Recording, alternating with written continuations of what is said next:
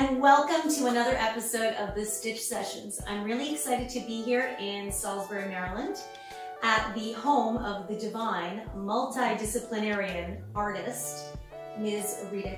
Thank you so much for taking the time. And welcome to Salisbury. Rita is a very, how do I say, you're like multidisciplinary artist.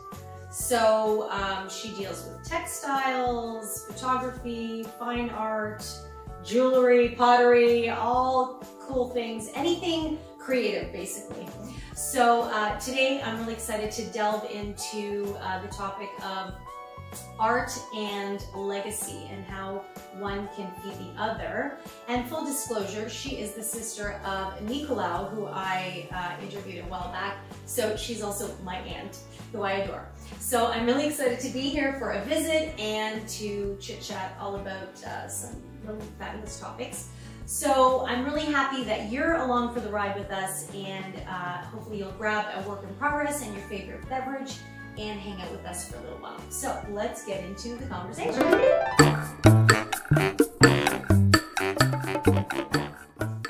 So you always find that I ask you a lot about our family and how, you know, how you got started in photography. And later on, by the way, I've asked my Aunt Rita to show me some basics in sewing, and I thought it was quite appropriate because it's called the Stitch Sessions. How you got into designing clothing, how you got into jewelry, making pottery, like all that stuff. And a lot of times what happens is it ends up stemming back into my grandmother, your mother, and arts and crafts that were kind of passed down in our family. And the more I've spent time with my aunt and my uncle and talked about these topics, I realized that we really come from a family of artists. Mm-hmm.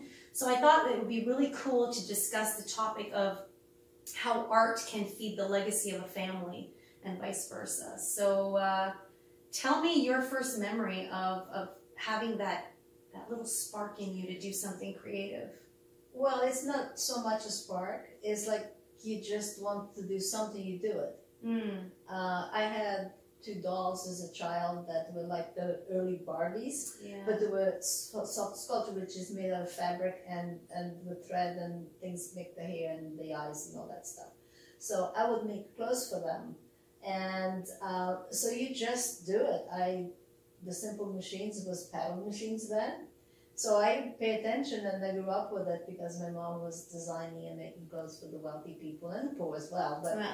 But so I wanted some clothes for my dolls. Is like you just make it. So you just decided I need clothes for my dolls. Yes, I'm gonna make them. Make it. So I started that way. Yeah. And there's many other stories along the line, but because that's what people have, some out of necessity, and others that's just the way you live with it. So you automatically absorb by osmosis, really. So I guess, yeah, and many of them probably didn't see it as an art. It was, oh no, it was just what you do. So you needed clothing, so that's what you did. Yeah. But you always had that little extra something, right? That was me. Yeah. I was the different one. Yeah. But like, do you recall like having like maybe my great grandmother or any other female? I feel like it was more the females, but I could be wrong. That had the artistic. Well, in one area, some men as well. Yeah. But for example, my paternal grandmother, she made linen, and that was her thing. So I remember sitting next to her, and I would throw the shuttle over, and she would pull the paddle in to get tied, and she would tell me in the looms. In the looms, yeah. Wow. Yeah, that's what she made, and of course she used wool and linens. That's what she was looking, known for that. My other grandmother, I don't remember her making a lot of arts, because she had a large family and lost her husband fairly young, and she was left with 7 children, so she ran the business. She was more of a business person. Wow. But her oldest daughter, she had polio as a child, so she was sent to art school. So she became a painter, and she made Belgium lace, and she made all kinds of things. Also sewing. Obviously they had the money to do that back then, because, in those days, people didn't have that kind of money to send your kid to art school. Well, they did it in some other way. If they didn't have the money, they were producing food, and they're producing lumber, and they're producing eggs, and yeah, because everybody had land, and they made butter and cheese. So that's how they butter, you know. Oh, okay. And I may not pronounce it correctly, Mm-hmm. but that's what they did. Yeah. I mean, I'm sure they paid some kind of money, but they also worked that way. So they did a little bit of, the barter systems. Yes, that's what they used in some cases. Yeah. So that was it. Then she came home and she taught a lot of the skills to the others. Oh. And the funniest thing about it, she was basically the sibling. She was the only artist for painting and things like that. But then my mom became the designer and in clothing. Isn't that interesting? No, she also could crochet. She could embroider. She could do all kinds of arts. So she was very talented that way. My other aunt, there were two other sisters, and one was gardens. I mean, she had the most gorgeous gardens and fruit trees. That's the other thing I forgot to eat. She has an incredible green thumb. Actually, now that I think about it, what don't you do that's artistic? I don't Other know. than dance. She doesn't dance. I do not dance. No, I do not dance or sing. Okay. I've been told by two-year-olds, my son and my granddaughter, please don't sing happy birthday. So that tells you. That's hilarious. But yeah, you also are amazing in I love gardening. So Yeah. I had one time I even thought of being a garden designer and agriculture. I love it. So anyway, it's one of those things. And that was her talent. She loved it. So everyone became in their own way an artist. in some ways. Yes, that was it. Now, my dad's side, his brother was an artist in making baskets and weaving and that kind of stuff. He really made beautiful things. Not just a basket, it was just a piece of art. Yeah. And my dad was pretty adaptable to whatever needed to be done. Yeah. But his love was the horticultural. That's what he loved. Oh. That's what he loved. But that's how he was. Now, there's some guitarists that play guitar. They sing, and he was dancing. I mean, that was all. Actually, this is the one thing that in all my life, I didn't know that my paternal grandfather, because he died when I was quite young, that he loved to dance. And he was a good dancer. and that must be part of where my early love of dance started. So actually, what's crazy, and I know I'm jumping all over the place that's here, okay. but so Vavu loved to dance and Vavu loved to crochet, and those are my two loves. Yeah. And I can't. That's one of the things she did. Yeah. Actually, it's kind of blowing my mind right now because all these years I never really kind of put the two together. But you saw her doing crochet. I did see her crochet, but funny enough, and I've told this story before, Vavu, my grandmother, was not actually the one who taught me. Yeah. But it was this fascinating thing that I would see her do. And she made you a tablecloth. She made me this gorgeous tablecloth that was linen. Yeah. It was gorgeous. So wow, what a cool revelation. This is why I love conversations and why I love using crafting, like crochet, for example, as a connector.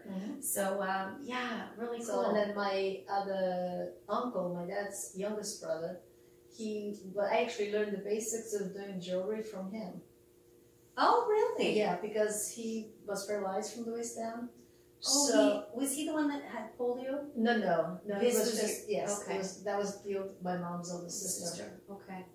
But he was that way, so he was at home and he would make rosaries. It's the basics of jewelry is from doing that, and he would cut the bits from fruit. Yeah. He would cut into little baskets and he would hang it in a tree at Christmas time. And he would do the little. You're kidding! The pits of fruit. Yeah. We're talking some seriously detailed work. Yes. He would do all this kind of stuff. So I actually wonder. And those days you just did things. You didn't think that was art. You just did it. I wonder how good of artists they could have been. Yeah. Yeah, it was just, to them, I guess, it was just something to pass the time and something sweet to make, but but nobody ever thought of it as art. That nobody thought that you would one of the few who could do those things. Yeah, because many people could not do that. And the lifestyle. Yes. I mean, we're talking about what was it in the 40s and the 50s and in the Azores and the island of the Azores. Way 50 years behind. And they were at least 50 years behind the rest of the world evolving. So they didn't even have that thought of possibility, I guess, right? No, I mean, they never thought of themselves as artists. Yeah. It's just something that you do. Who else would you say in the family was actually an artist and didn't realize it? Well, I think even, for example, Nick Lala. Okay. He's written plays, he's directed. You know what? We didn't even touch on that in the conversation. I remember that as a teenager, he was working with the youth and Yes. putting on productions. Yes. Oh my God. And he plays all kinds of instruments. I think it's 7 instruments, guitars, and yeah, he plays a lot of instruments. keyboard, and all kinds of things. And he does all that. So I mean, he definitely, and he paints too. He does paint. Yeah, and it's so funny when we were talking about creativity, and I was asking him how he taps into his own creativity. Yeah. He didn't even touch on that part. But I think sometimes in life, through the creative process, sometimes you put some things down for a while, and it's like your soul just needs to kind of find its own way. Yes. Yeah. I mean, if I was to choose one thing that I do, I don't think I could. It's like, which child do you love more? Yeah. Well, and recently with the jewelry making and the junk jewelry. full disclosure, I have my eye on some really cute little necklace. But anywho, what kind of reignited your love for the creating jewelry? Well, it started, actually, I'd done this long time before. Okay. I wanted a piece, I made some clothing, and I wanted a piece of jewelry to go with it, and didn't find it. Okay. So I had friends who loved everything I did. So I bought the beads, I made my jewelry, but I bought for 2 necklaces. So my friend bought it and paid for my beads, mine was free. And an entrepreneur at heart, so. So I did that, and I used to do that with clothing. When I used to make clothing, my girlfriend was like, so she bought all the materials, so I make the clothes, and we put that what we wanted. Wow. So that's usually how I. Yeah. But then again, is when you are not wealthy. You get creative. And resourceful on how to get the things that you want. Exactly. Yes. And So that's how things develop. And now I always had a fascination about photography. I always loved photography, and not necessarily the subject matter, is how the photographers frame that image. What made that image so different from another picture that somebody took, like a bunch of people together. Yeah. So it's that thing. And then when I was living in Canada, in Toronto, I actually used to do windows design. Like dressing windows? Yes. In fact, another thing that I have just discovered. In fact, the store I worked for, they won an award, I forgot the name of the award now, but for the best designed small specialty store. Wow. Do you remember the name of that store? Room 3323. Room 3323. And whereabouts it was Bayview and Bathurst. It's one shopping center there. Bayview and Bathurst. Yes.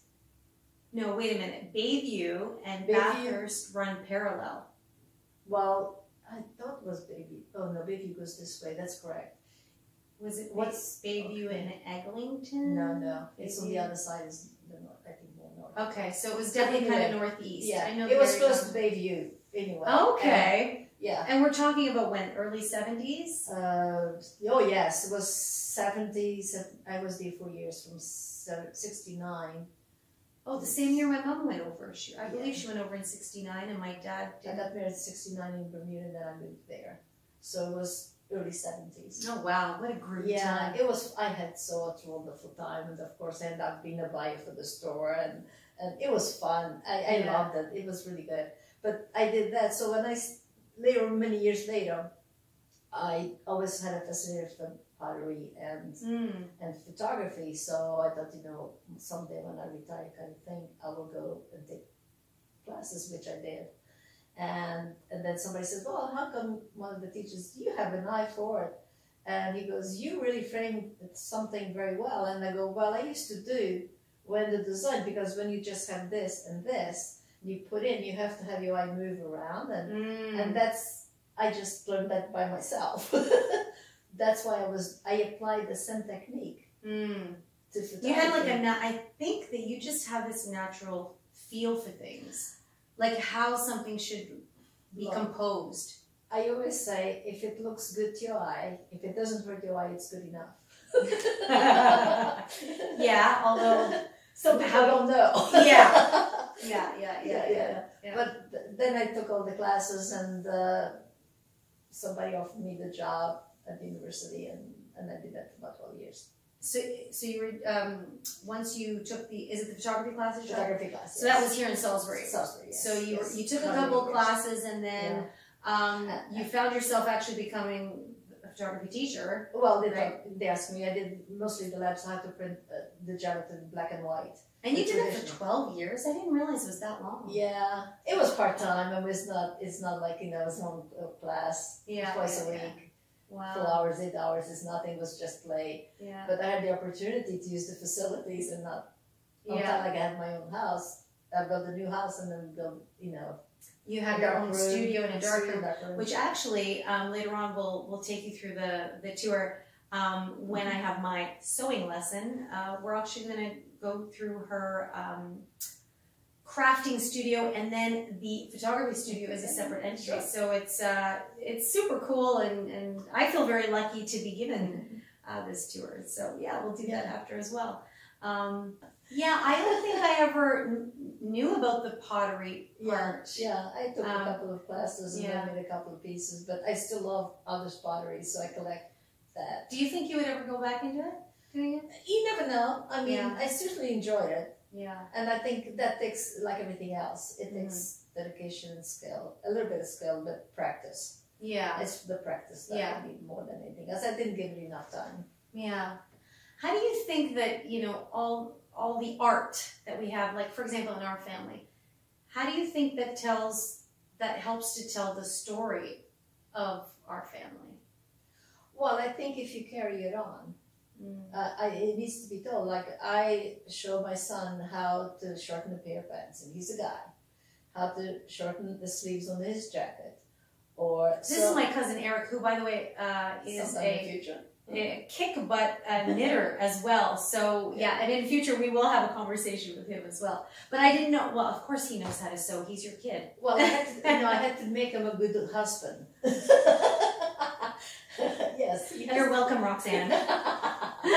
So anyway, I taught him how to do this. I taught him how to line up pair of pants in a shirt. He needs to be independent But these are great life skills. Absolutely. Yeah. Yes, that's the things that and he was always curious because he saw his grandmother, your grandmother, do all the different skills, and he was always asking how it's done.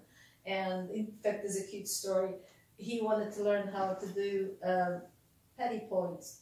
It was Christmas time. It's like the textile that I have, needlepoint. Needlepoint, but it's very tiny. So I said, let's start with needlepoint. So it was Christmas coming, so he made these little pillows with little, lambs and as decorations for the tree. So he gave each child in the family one of those. And so my husband comes home and, Austrian macho guy. He said, what are you doing? He says, Rita, what are you doing to the kid? He's sewing. I can imagine the scene. So I said, Eric, your father's kind of concerned that you're doing the needlepoint. And he says, Mom, if he has a problem, he has to deal with it. You got to figure it out. And I knew very well he was going to do that once and that's done with. Yeah. So I taught him to do a lot of those skills. And like when he's a Boy Scout, I guess once you're a Boy Scout, you're always a Boy Scout. Yeah. And I taught him how to sew the badges because, so. Oh, wow. That was the first sewing lesson that I gave him, was sewing the badges properly, and they have to be measured just the right place. Yeah. So he's very curious about all kinds of things in those, and so he's quite capable. So that's how you keep the skills. Well, and along that vein, because you have 2 grandchildren as well, and how do you see the legacy of art continue on down there? Sophia is definitely an artist. She's been an artist her entire life. She's 14 now, and she's quite good at it. And her art is drawing and painting. Painting, yes. She does that, and I encourage that. I kept the supplies coming, and always bought her good supplies, not child supplies. Yeah. Because I wanted her to tell them these are what the students use at the university, and that way she really put herself into doing the best work she could do. She had 1 week of summer classes when she was quite young. But she's definitely talented, no question. She's naturally gifted. She is. She really has it. And you know, does that come? I don't know. But I think if you didn't encourage and didn't give her the supplies that that's you know that were good for her to develop her skill, she wouldn't be what she's today. So the parents also encouraged that. They're very proud of her. But she also could sew when she was little. I show her how to do it. But her love is definitely painting and drawing and all that kind of thing. Yeah, that's her skill, that she loves it.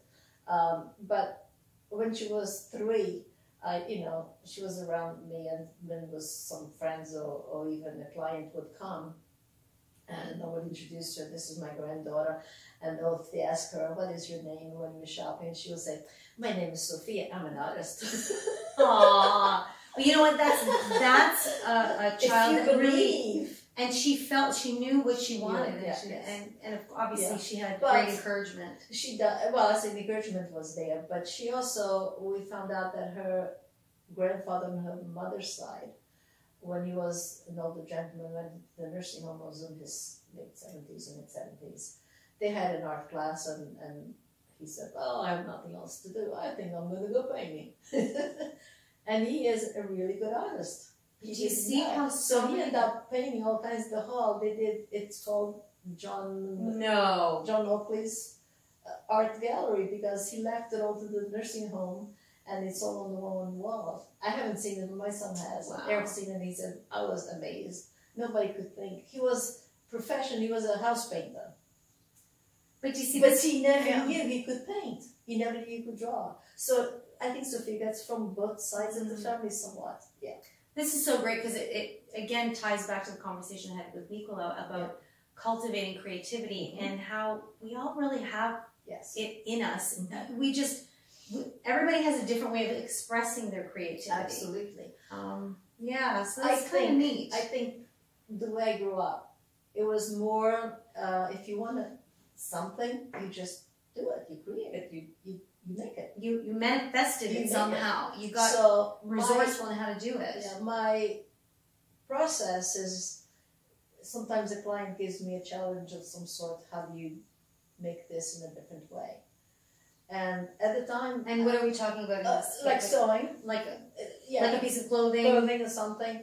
And it needs an alteration, and you know, you kind of like, I don't know what's going to be. And my attitude is, I don't know right now, but I know I will do it. And I always come up with a solution. You know what? My dad is... Another revelation I'm having. My dad is just like that. Yeah. When I had the studio, I had an issue with the electrical. And I had half the lights go out. And of course, you know, when you own your own business, the landlord doesn't care. You figure it out. My dad came on a Sunday, and he spent, like, you could only see the bottom half of him sticking up from the ceiling. He was up there for about 5 hours. And God help him, he figured it out. He said, son of a gun, he said, I'm going to figure out what this is. And he was able to figure it out, and he fixed it. Now, if I had to have paid an electrician to do that, it would cost me an arm and leg. But this is one thing I really realize about our side of this side of the family, which is my dad's side of the family. You all seem to have developed that critical thinking part of your brain. I can do it, yes. Which I don't know if it feeds the creativity or the creativity feeds that, but it's so really interesting to kind of discover this. Yeah, but I think you need to give yourself time to let it come to you. Yeah. I always I don't know how to do right now, but I know it's going to come. And it always does. You know, it's just, the solution comes. And the same thing when I want to make something, I have no idea. I never do patterns. I don't do I mean, make up my own pattern. Yeah. But that's how I do. It works for me. Yeah, I know. I'm kind of like that with crochet. I have a vision, but I'm like, okay, how am I going to get this to work? So you just let it come. And I think most people automatically go, I don't know how to do that. Because they lack the patience to just let it simmer sometimes. Let it come. Let it come. Yeah. Yeah. I mean, it's like, I can spell, save my life. But I can In write. English. But I can write. Yeah. Yes. No, the fact is I can spell in any language. Oh no. That's So true. spelling was not your forte. This is kind of spelling is not a forte, but she can write. I can you have you've already published a poetry book, and the cookbook and the recipe book. Yes. So I mean, again, what is there that she can't do? I can spell. Oh yeah. Moving on. And actually, I do not like knitting. Really? No. Now, I've recently learned the basics of knitting, and I got really addicted to it because I was like, wow, I mean, crochet is still my first love. What is it about knitting that doesn't... Granted to you, the first time I did anything was in school when I was 7 years old. You had to do an art project of something. So my class did just, a scarf. And because I already knew how to crochet and I had good tension in the thing, this went all over the place. And I couldn't care less. And these things that I decided, do I really, yes, I could learn how to knit. I know I could. But it just wasn't calling to you. It's not what I'm enjoying doing. Do I spend my time perfecting this one test that I'm not enjoying doing it? No, go into something that you love doing. Yeah. Do it. Yeah. That's me. I know, especially with knitting, like there's 2 needles to work with, and if you start crocheting first, it's very... And at 7 years old, you were not very... your dexterity was... it wasn't quite there. But that's the only thing I never went back to. What was the first piece of clothing that you ever made yourself? For me? Yeah.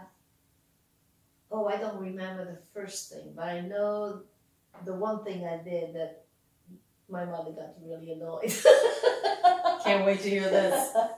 Well, I was about 15, and all my friends were getting new coats for Christmas, winter coats. Yeah.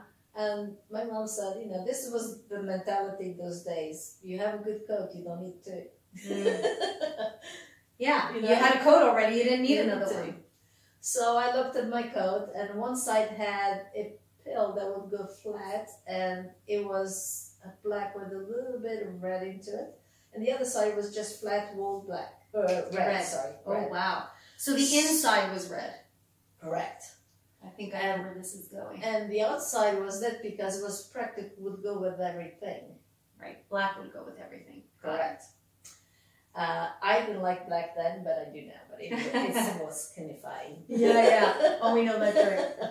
So that's what it was. So she had something to do. I think she would deliver some, clothing that she had finished to the people, whatever. And I had finished my tasks, and I decided to take my coat apart and reverse it. So she gets home, and I have piece by piece all laid out. You've taken your whole coat apart? Yes. Oh my, she probably had a heart attack going, how am I going to afford to get this kid another coat? No, she had a fit. She knew she could put it back together herself. Oh, true. She says, what are you doing? And this is like late afternoon. I said, well, I have until midnight, because we were going to midnight mass. Oh, this was Christmas. Christmas. Going to midnight mass. Christmas Eve. So I proceeded to do this. Those days we didn't have electricity, remember? You don't remember, but we didn't have electricity because we lived in the north side of the island. So again, just to preface, what was this, in the 50s? Well, I was born in 46, so he was my age. Oops. So this is probably late 50s at this point? I was 15, so yeah, probably late 50s, yes. Maybe early 60s. So I know it's hard for people to fathom, but in the islands of Azores, they were still really behind the evolution of the rest of the world. So when she says there was no electricity in that house, only the whole town didn't have it. The whole island, only 3 of the 3 big cities had electricity. But there was no electricity. They were living like they were living in the 1850s, really. So you were sewing what? Probably by candlelight? No, we had the oil lamps. Yes. Okay. Yeah. So just to give you some context. And there was gas lamps, that you could do. Portable ones. But still, that light is not that great. It was very dim light. But you're young, you had good eyes. Yes, and she was determined to wear a fabulous new coat for Christmas. Yes. So you proceeded to turn the inside outside. Yes. So I did that, and since the ironing, you just didn't plug it in to iron. You didn't have an iron, yeah. We had irons, but you put the coal in, and you let that heat the iron, and then you press it. So I didn't want to waste my time doing this. I wanted to do it just one time. So I did the whole thing. I sort of reversed the whole thing. Wow. But I basted the middle seam on the back and some other seams. Basically, so the seams would lay flat, and then I could press the coat all in one time and just pull the threads out. The seam. Well, I forgot to pull the seams out from the back. There's my red coat with these white little railroad tracks going. So here I am in church, very proud of myself. My friend Sarah happened to be behind me, and she stopped picking. I says, "What are you doing?" She says, "You forgot to take the threads out." And here she was. So everybody knew I had a new coat. Wow. But this is a perfect example. Yeah. The girl wanted a new coat, Yeah. so what did she do? She turned the inside to the outside, Yes. and it was a brand new coat, which actually brings me kind of to the other side project you have, which is bags, handbags, and it's, this is a great segue into that. Rita takes, gently used clothing, any types of textiles, and turns them into handbags, and it is fantastic, some of the designs that you've come up with. So, I mean, nothing gets wasted with this lady. Well, that's the mentality we grew up with. And if something is, you say, well, I can't wear this, it's no longer good, but you can throw it away because it's still good for something else. Yeah, yeah. I even did it not too long ago. I had a tablecloth that had some holes on it. So I just cut it and made, washcloths for the dishes. See, nothing goes to waste. It's easy that way. And actually now your latest project, get a load of this, is taking old silk ties, like men's silk and wool, and she's showed me the project. You've actually pulled them all apart, like you've undid the ties, so that you've got the fabric, and created this designs and put together a purse. Well, it's going to be, it's just cut at this moment. I haven't put it together yet, but yes, that's really cool. Yeah, I love doing stuff like that. Yeah, you'd never get bored that way. No, no. But that's that's what I grew up with. So you just do it, and I think the most important thing gives you self-confidence that I can do it, no matter what it is, what obstacle comes in your life, because you're a problem solver in a way. Your creativity grows out of that. And it's kind of in a way what art really is. It's just a different way to think about it and to view things. And everybody has a different viewpoint and a different way to view things. Sure. And it's so neat. Yeah.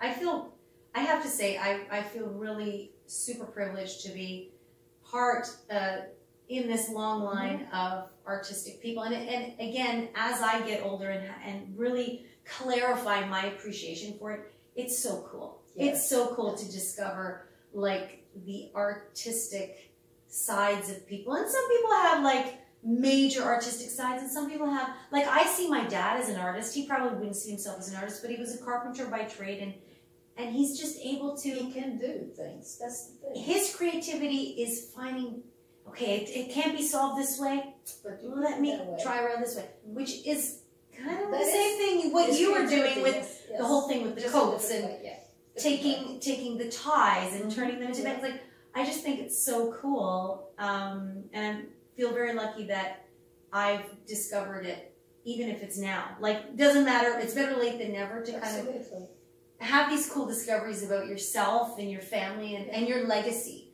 Yeah, and I'm very proud of my family because really, I just learned by observing them doing.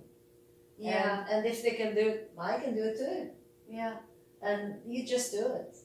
I love it. I mean, I guess I always loved being different. Yeah. It's like I told you when I was growing up, I was not the beautiful girl because the style... She was pretty hot, never mind. No, but the style was, the fashion and the style of beauty those days was the curly hair, the little, round kind of girl and fair complexion. There was none of this. I was straight up and down, and you were dark complexion. Yes, and I still am.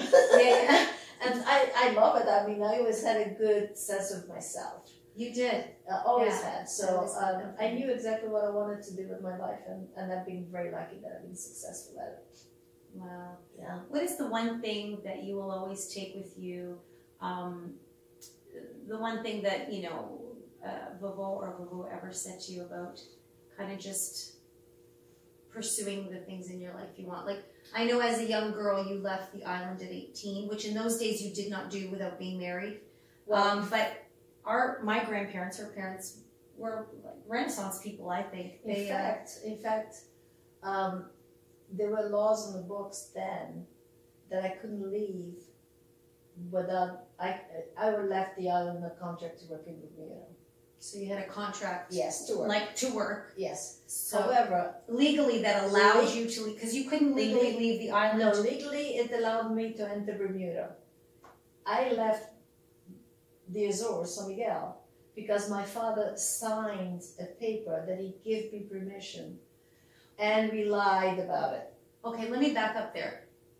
At this time, was Portugal still under dictatorship? Mm-hmm. Okay, because there was no voting. There was a time. I think it wasn't until what, 1972. I'm not sure the date, but somewhere. It was in the early 70s when Portugal actually got its independence. We'll say. So it ran under Salazar, who was a dictator. So even to leave the island, I couldn't. In fact, those days, if my mother wanted to go on a trip somewhere to overseas, he would have to give a permission by signing the papers that she could leave. So any male, like your husband, yes, or a male authority figure had to give you permission. Yes, yes. So the fact that for me to go, a woman could not go work in another country on contract or any other way unless you left with a family or whatever.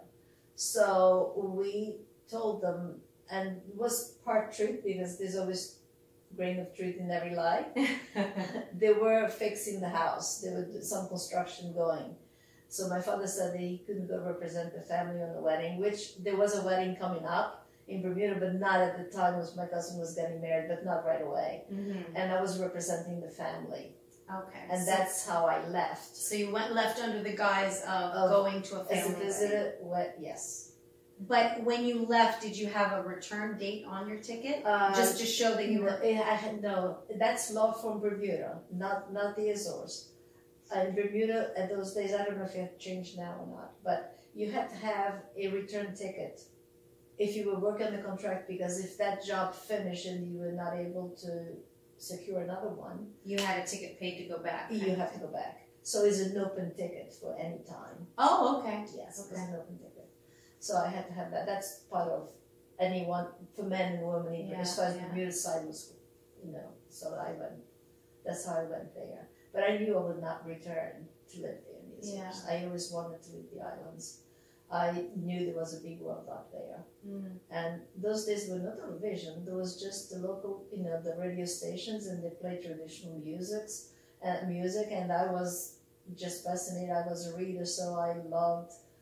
And is that kind of how you heard about the outside world, like North America? Absolutely. All kinds of, yes. It was because the stores were situated in different places. And by the way, there was no library in our town. It was in the city. In the big city. So the nearest city was in Ribeirão. So how did you get hold of these books that talked about these faraway places? Well, I was very lucky. A neighbor of ours, both the daughter and the son, was studying in mainland. In mainland Portugal, and they're readers, so they would bring all these books home. So she had a room. It was actually her dining room became a library. They put shelves, and it was full of books, and that was unheard. I mean, nobody had a library in their home, right? They didn't even call it just the room with the books. That's what they called it. But did a lot of people even know how to read, like of the older generation? Well, like in our family they do. I mean, my mom knew how to read, all her family. Not high education, right. But yes, they knew how to read and wite and that kind of stuff. Because I know that there were some people in the village that just never learned. Yes, some were like that. But they had their ways. I mean, they were pretty intelligent people. Yeah. And I have to tell you, I've had great advice from uneducated people much more than the professors in universities. Really true. It's it's the common sense. Yeah. And so you were lucky to be exposed to this particular family that had books. I was the only kid in the neighborhood who wanted to spend time reading. So I was the only one who would bring one book, take it back, get another one. I read everything they had. So. And is that what kind of like sparked your interest to the world at large? To everything. Yes, to everything. That was me. I mean, I saw myself in all those books. That's my young, yeah. And that's been since elementary school that I was reading all these books. I'm grateful to them to this day. And of course, then you had parents that were a little bit, they thought outside the box for those times. Like, I think my grandparents were really, like I said, Renaissance people. They thought outside the box, and they were supportive of your they were dreams. having a time. My mom was a terrific business person for that fact. Yeah. I mean, she really was. And my dad, his skills was agriculture and especially horticulture. I mean, he was really good at that. And forestry, he was excellent at forestry. And he would take us tripping through the woods and tell us about how they grow and how they can be and how to count the years. And, so we learned all of these things. So cool. Because in our family, we were lucky enough that parents had no trouble having the children with them when they're working. Yeah, different times. Not at all. I mean, we knew how to behave. Yeah. But yes, they would take us to the farm because we lived in the town, but he went to the farm to work. It's a small farm, so that's what they did. And I loved doing that. I mean, there's one particular, but that actually showed up on my photography of Pig on the Water. It showed up in there, and I was awake in the middle of the night, couldn't go to sleep, and I thought, I don't want to work, so I grabbed my camera, went to the kitchen sink, and proceeded to experiment with the Pig on the Water series. And my first intent was, I remember when I was a kid, I would go to the farm, and of course your father would be throwing skipping stones on the creek. By our farm there was a creek going down. In the summertime it was hardly any water, just pools of water.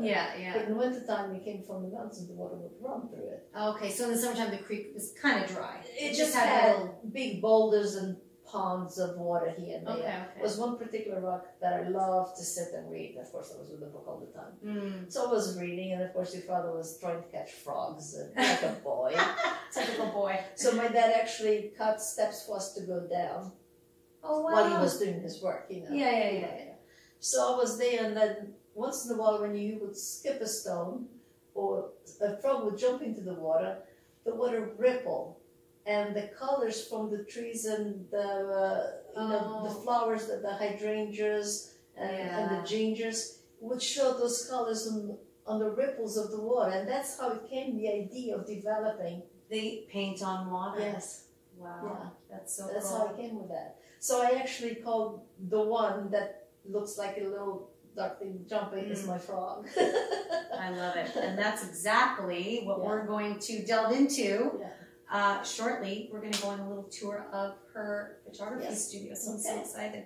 So thank you so much for sitting down and chatting. And I also have a special appreciation for this because I think having, legacy, I think, is really important because it helps us know ourselves a little bit. And I think I know and I feel that having had this chance to sit down with you and different parts of our family is something that I will always hold special and dear because these are also memories that it's our history. It's our history, and it's also great to document these things and pass it on to the next generation. So knowledge is to be shared. Yeah. So thank you so much. Love you. Love you too. Thanks, guys, for joining us, and stay tuned for some of our tours of Rita's studio and her showing me how to sew. So check it out. You can do it.